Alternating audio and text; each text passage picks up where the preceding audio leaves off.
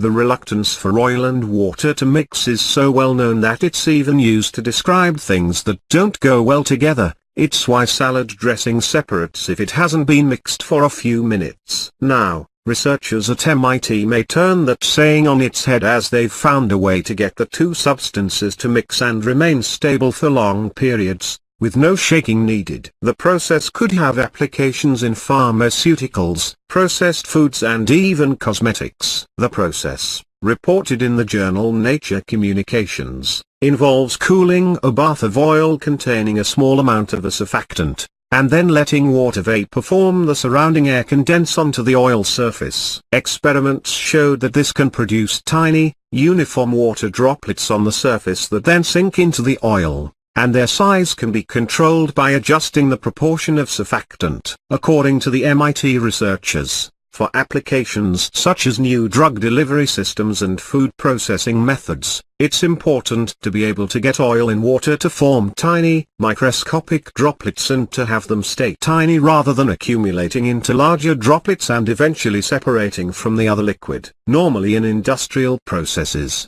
these emulsions are made by either mechanically shaking the mix or using sound waves to create intense vibrations within the liquid, a process which is called sonicating.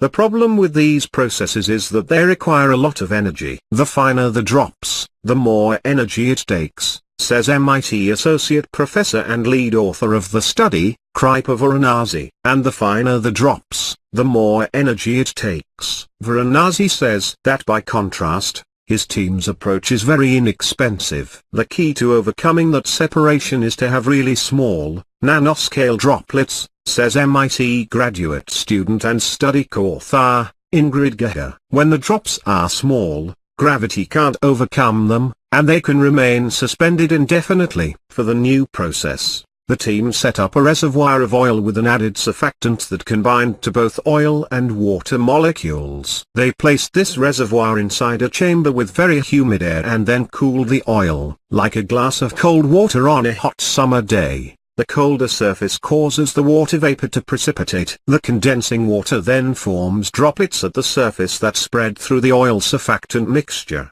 and the sizes of these droplets are quite uniform, the researchers found. If you get the chemistry just right, you can get just the right dispersion, Geher says. And, by adjusting the amount of surfactant in the oil, the droplet sizes can be well controlled. The team ended up producing nanoscale emulsions of oil and water that remained stable over periods of several months, compared to the few minutes that it takes for the same mixture of oil and water to separate without the added surfactant. The droplets stay so small that they're hard to see even under a microscope, Geher says. Unlike the shaking or sonicating methods, which take large, separate masses of oil and water and gradually get them to break down into smaller drops, a top-down approach, the condensation method starts off with the tiny droplets condensing out from the vapor, which the researchers call a bottom-up approach. By cloaking the freshly condensed nanoscale water droplets with oil,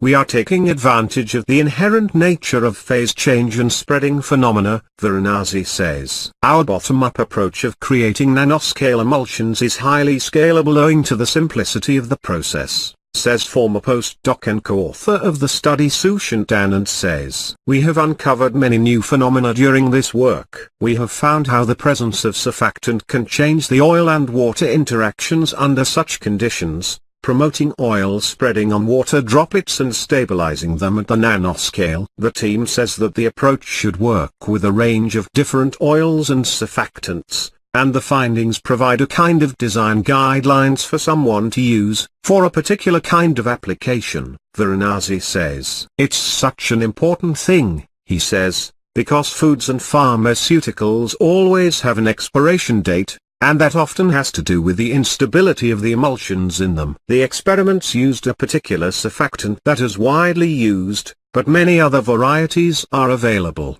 including some that are approved for food-grade products. We envision that you could use multiple liquids and make much more complex emulsions, says Geher. Besides being used in food, cosmetics and drugs, the method could have other applications, such as in the oil and gas industry. where fluids such as the drilling mud sent down wells are also emulsions.